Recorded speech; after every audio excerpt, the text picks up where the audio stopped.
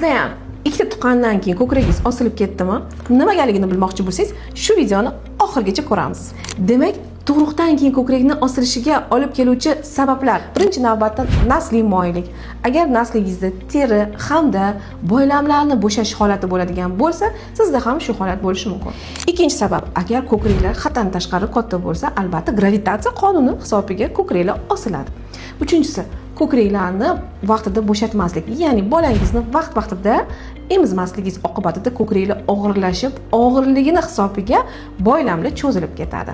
Yoki ba'zi bir ayollar yotib emizadi. Bu ham noto'g'ri.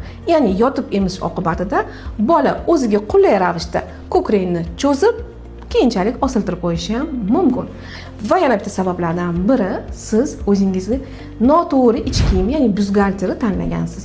Ya'ni bo'shrog'ini, sizga qulayrog'ini taqib, ko'kraklaringiz albatta o'zini og'irligini hamda byuzgalter bo'shligini hisobiga osilib ketgan bo'lishi ehtimoli bor.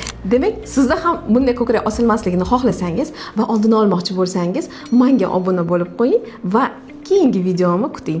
Men albatta sizlarga oldini olish usullari haqida gapirib beraman.